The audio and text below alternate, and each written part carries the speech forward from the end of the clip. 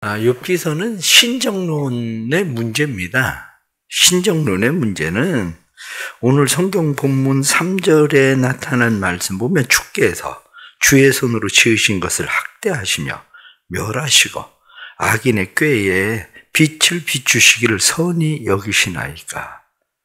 이 이야기가 이제 바로 신정론에 대한 이야기입니다.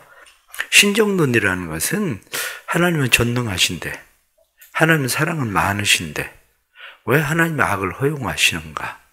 그 이야기예요. 하나님께서 전능하시다면 사단이 처음에 아담과 하와를 유혹할 때 그들을 아예 제거해버리셨으면 인간이 그런 어려움을 당하지도 않을 텐데 왜 그것을 하나님은 허용하시는가? 그런 이야기죠. 만일 우리가 욥기의 1장과 2장을 우리가 이해하지 못한다면, 그것을 많이 읽지 않았다면, 욥기의 전체를 이해하면서 1장과 2장을 머릿속에 두지 않고 욥기를 읽는다면 우리는 욥기에서 끊임없는 답을 찾을 수가 없습니다. 계속 우리는 지금 욥이 그것을 알지 못하는 상황에서 계속 질문을 던지고 있는 것처럼, 논쟁이 그의 친구들과 함께 논쟁이 있는 것처럼 그런 일들이 일어나는 거죠. 하나님은 전능하시다는데 세상 돌아가는 것을 보면 전능하신 하나님께서 주도권을 가지고 가는 것이 아니라 또 다른 뭔가가 이 주도권을 가지고 가고 있는 거 아닌가? 이런 생각이 들어가는 거죠. 하나님이 사랑이 많으시다면서 왜 하나님께서는 사랑이 많으심에도 불구하고 세상에 일어나는 일들을 보면 정말 하나님이 사랑이 많으신가? 이렇게 생각할 수밖에 없는 일들은 왜 일어나는가? 하나님께서 선하신 하나님이라는데 왜 악을 허용하시고 말씀에 나타나는 것처럼 악인의 꾀에 빛을 비추시는 것처럼 이런 삶들이 일어날까? 이 이야기를 계속하고 있는 것이 신정론의 이야기입니다. 그래서 욥기라고 하는 것은 이 사실은 욥기의 문장 아니면은 한 줄, 두 줄을 가지고 설교하기는 쉬워요. 그런데 욥기를 그렇게 설교를 하게 되면 지난번에도 말씀을 드린 것처럼 문제는 답은 맞는 것 같아요. 그런데 정답이 아니라는 거죠.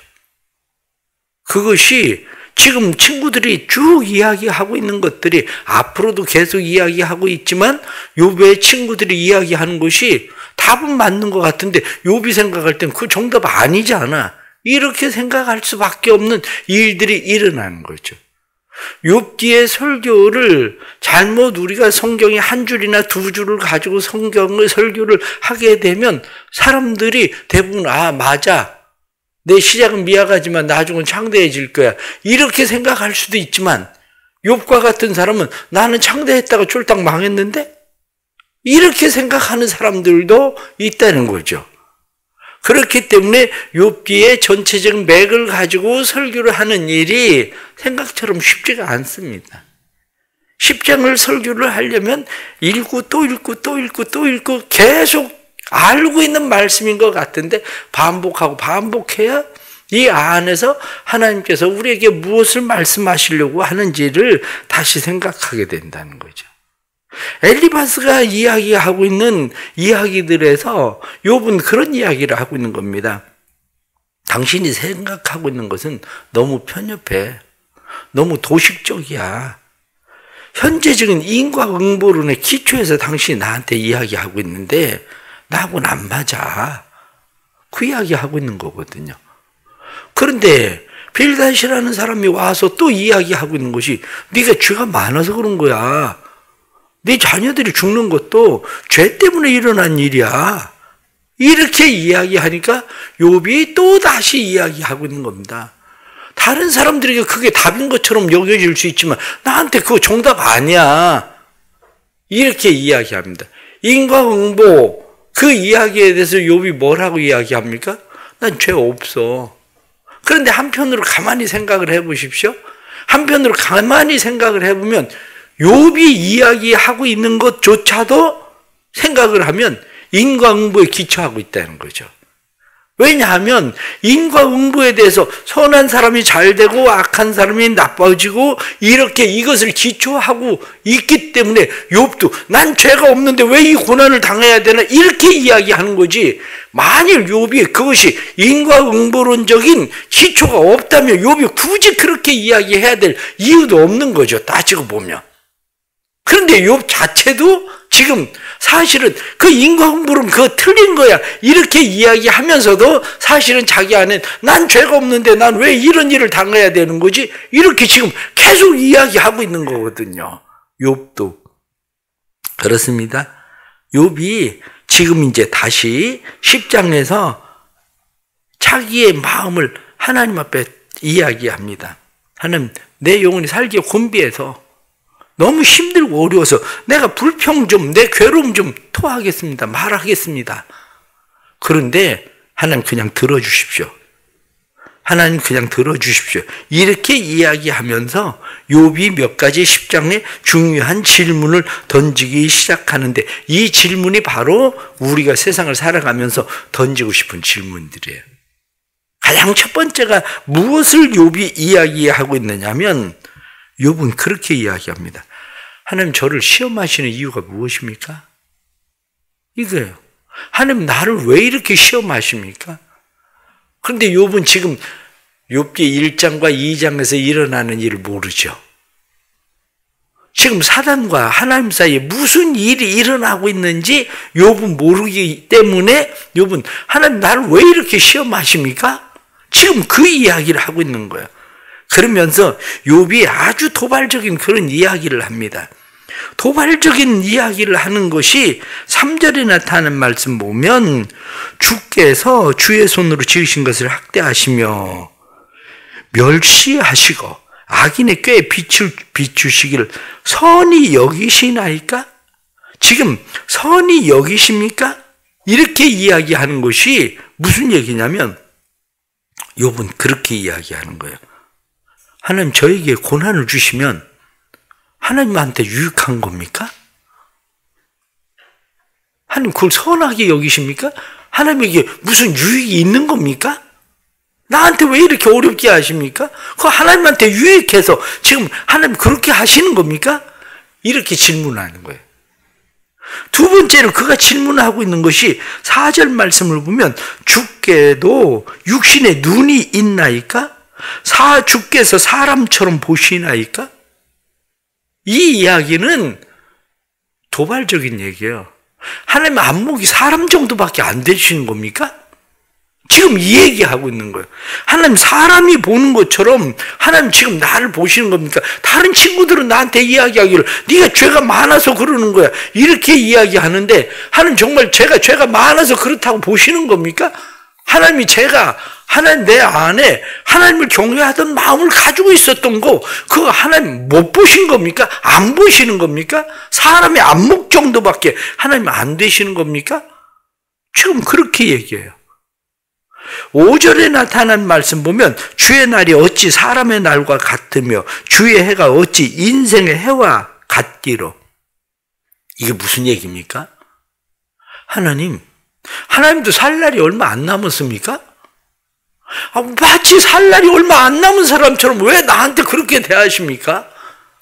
마치 뭔가 당장 끝을 내야 되는 것처럼 하나님 나를 그렇게 다루시는 이유가 하나님 나만 보시는 겁니까? 아니면 전체적인 모든 것을 다 하나님 주관하시는데 하나님 보시는 겁니까? 나한테 진짜 왜 이러시는 겁니까? 지금 욥이 그러면서 왜 하나님 내 허물을 그렇게 찾으시고 들추시고 그것을 그렇게 찾아내시려고 하나님 얼마 안 남은 사람처럼 왜 그렇게 행동하십니까? 욥이 지금 그렇게 이야기합니다. 그러던 욥이 뭐라고 이야기하느냐? 욥이 이야기하기를 하나님 사람 잘 만드시지 않았습니까? 사람 잘 만들어 놓고 왜 이렇게 하십니까? 지금 욥이 잘 사람을 만들고 고난을 주시는 이유가 뭡니까? 그 이야기를 8절 말씀 보면 주의 손으로 나를 빚으셨으며 만드셨는데 이제 나를 멸시하나이까? 이제 나를 멸하시려고 하십니까? 하나님 나 잘 만들지 않았습니까? 하나님이 지으시고 하나님이 인도하시고 하나님께서 지금까지 내 영혼을 돌보셨는데 하나님 이제 와서 나한테 이렇게 잘못을 찾으시면 내가 하나님 앞에 뭐라고 하겠습니까? 내가 의롭다고 한들 내가 하나님 앞에 나를 어떻게 내세울 수나 있겠습니까? 지금 하나님이 나를 마치 가만히 무슨 죄를 짓고 있는 건가? 그리고 이렇게 지켜보고 있다가 어떤 일이 내게 딱 생기면 갑자기 나한테 달려들어서 나를 범죄자로, 내 죄악을 사하지 않는 자로 그렇게 하나님 증정하십니다. 그래서 14절 말씀 보면 그렇게 돼 있어요. 내가 범죄하면 주께서 나를 죄인으로 인정하시고 내 죄악을 사하지 아니하시나이다. 마치 교통순경이 지키고 있다가 뭐 하나 잘못했는데 사실은 교통순경이 딱지 하나 끊어도 이미 범죄자가 된 거잖아. 그것처럼 하나님 나를 그렇게 지금 다루시고 계십니다. 이런 이야기예요. 그런데 중요한 얘기를 하고 있습니다. 욥이 무슨 얘기를 하고 있느냐면 하나님 그런데 저 무죄합니다. 이렇게 얘기하는 거예요. 저 무죄합니다. 그러면서 하나님의 눈으로 바라보시니까 제가 그렇지 제가 무슨 죄를 그렇게 많이 졌습니까? 저 무죄합니다. 이렇게 얘기하죠. 그러면서 결론적으로 욥이 뭐라고 이야기합니까? 욥이 결론적으로 이야기하는 것이 하나님 살아있는 동안이라도 조금 편하게 해주십시오. 내가 죽고 싶은데 죽어지지도 않는 상황에서 죽을 수도 없는 상황에서 하나님 살아있는 동안이라도 나를 좀 놔주십시오. 나를 좀 편하게 해주십시오. 지금 욥이 그렇게 이야기하고 있는 겁니다. 이 말씀을 우리가 가만히 말씀들을 보면서 생각하면 야, 세상에 죽음을 생각하는 사람들이 오죽하면 그런 생각을 할 수 있을까? 때로는 우리는 신앙적인 관점으로 생각하면 죽으면 안 돼. 자살 안 돼. 이렇게 생각하고 범사에 감사하라고 그랬잖아. 성경에. 그러니까 우리가 범사에 감사하면서 살아야지. 이렇게 쉽게 이야기할 수 있죠. 그런데 욥이 당하고 있는 지금 이 상황, 이 환경, 이러한 일들을 바라보면 그럴 수 있을까? 욥이 가장 힘들고 어려운 게 뭡니까? 욥이 가장 힘들고 어려운 게 이 고난의 문제가 아니에요. 욥의 마음 가운데도 하나님 정말 선하십니까? 하나님 정말 의로우신 분입니까? 하나님이 선하시고 의로우신데 이런 일들을 하나님 허용하시는 이유가 무엇입니까? 지금 이것 때문에 힘든 거예요. 욥도. 내가 죄를 지어서 지금 이런 일을 내가 당한다면 그래 죄값을 받는 거지. 당연하지. 내가 다른 사람들 힘들게 하고 억울하게 하고 악하게 했으니까 나도 당하는 것이 당연하지라고 내가 깨달을 수 있겠지만 지금 이 상황이 아닌데 하나님 어쩌라는 겁니까? 지금 그 이야기하고 있는 거죠. 살아가면서 우리의 삶에 힘들고 어려운 일들을 당할 때에 우리는 이 싸움들이 때로는 우리의 삶 속에 계속되어지는 싸움일 수도 있습니다. 특히 신앙적으로 믿음으로 살겠다고 살아가는 사람들에겐 이 싸움들이 계속되는 싸움일 수도 있습니다. 이러한 싸움들 속에서 우리가 견딘다는 것은 쉬운 일은 아니에요. 그런데 밥 존스 박사는 이야기하기를 믿음의 동산에 피는 꽃 중에서 가장 사랑스러운 꽃은 감사의 꽃이다.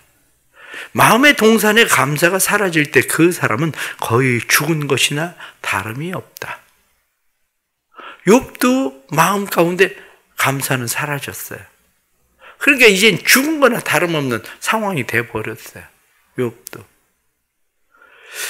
아이작 윌트는 말하기를 하나님이 거하시는 곳이 두 곳이 있는데 하나는 천국이요 다른 하나는 감사하는 마음이다. 그래요.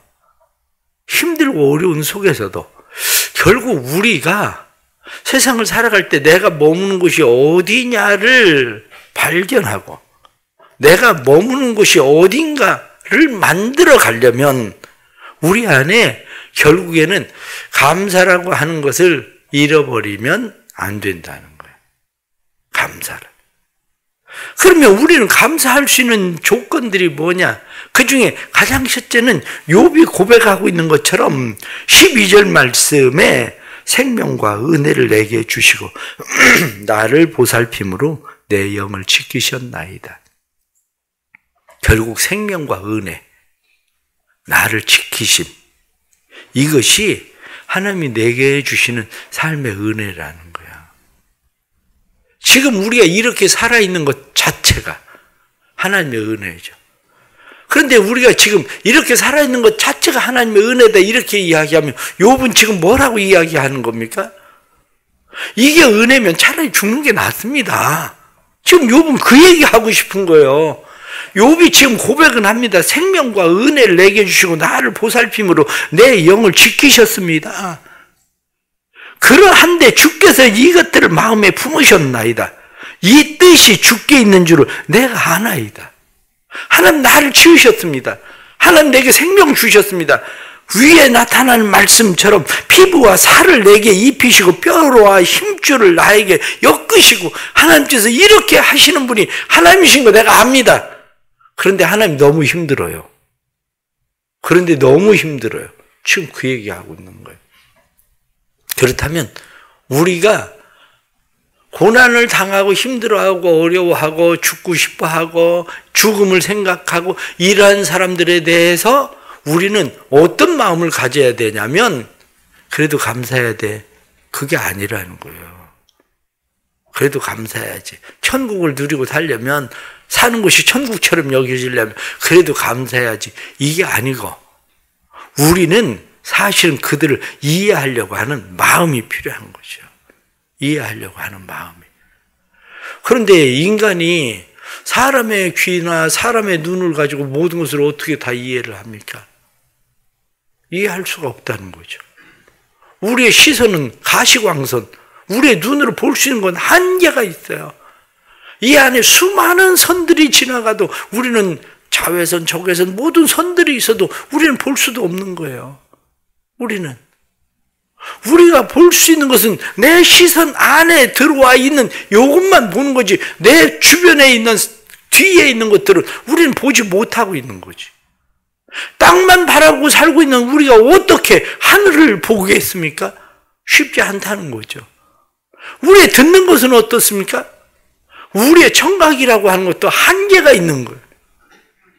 우리의 듣는 소리라고 하는 것이 75데시벨, 80데시벨만 돼도 전철이 지나가는 소리와 같다고 얘기하는 거거든요. 그 정도만 돼도.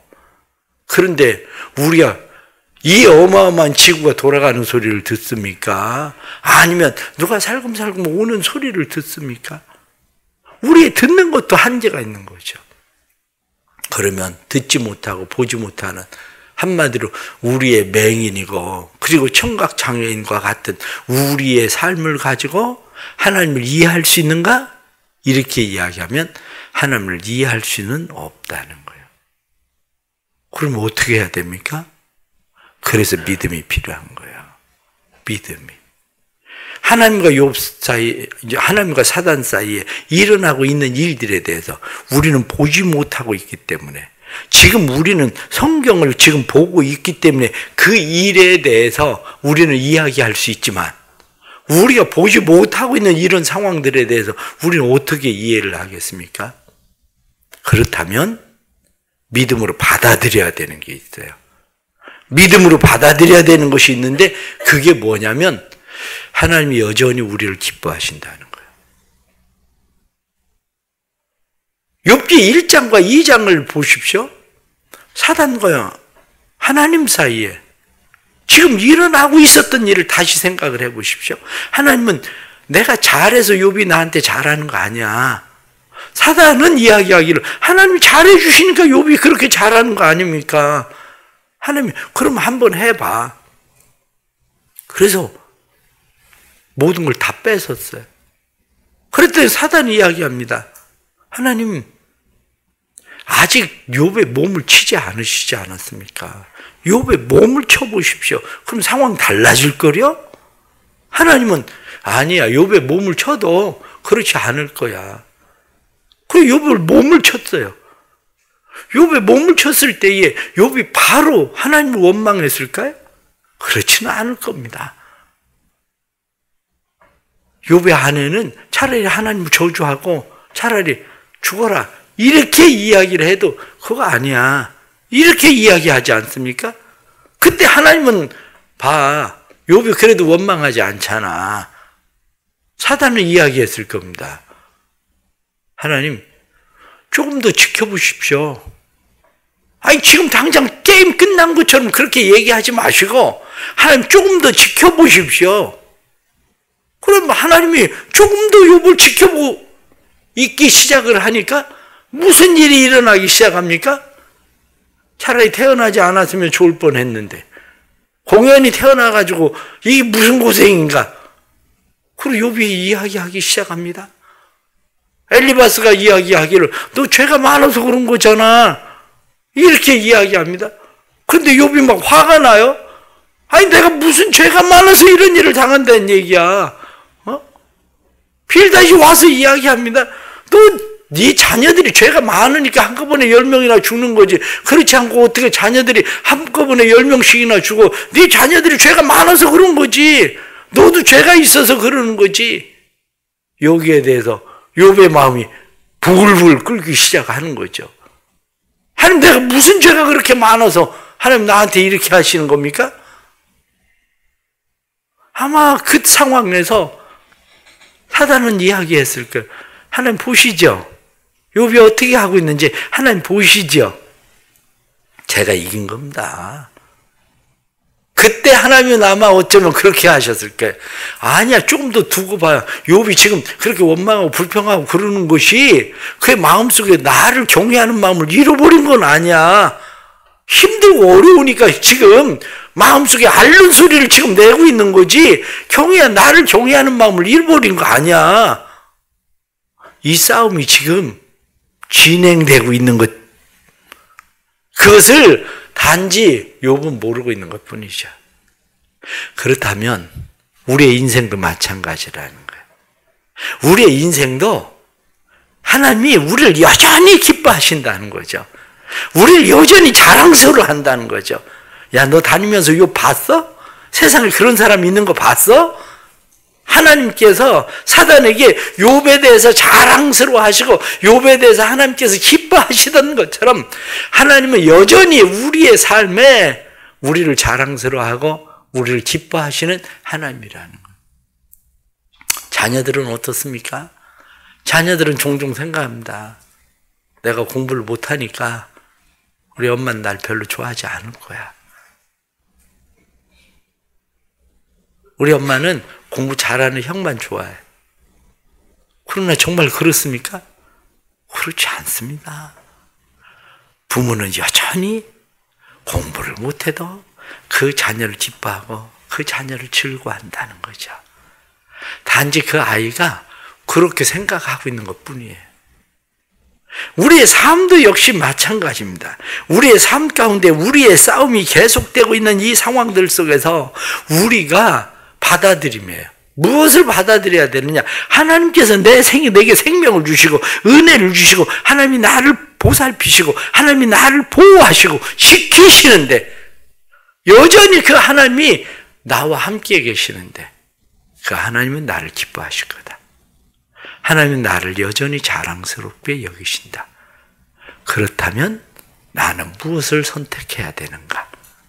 바로 이 문제겠죠. 나는 무엇을 선택할 것인가?